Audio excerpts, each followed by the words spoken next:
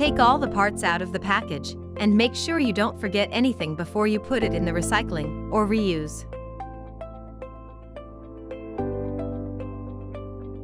You should have 3 pieces of wood, as well as an envelope containing a screw and a bolt.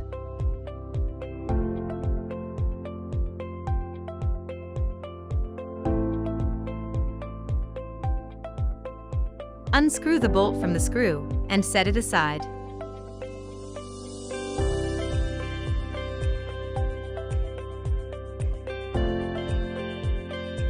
Take the top piece of wood, insert the screw, and reverse the assembly, making sure to hold the screw in place with a finger. Next, thread the middle piece of wood, and then the bottom piece of wood onto the screw.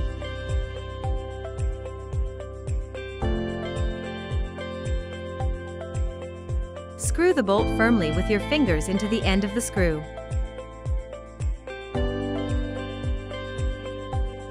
Turn the assembly over. Swivel the arms of the base to prepare it to receive your unit.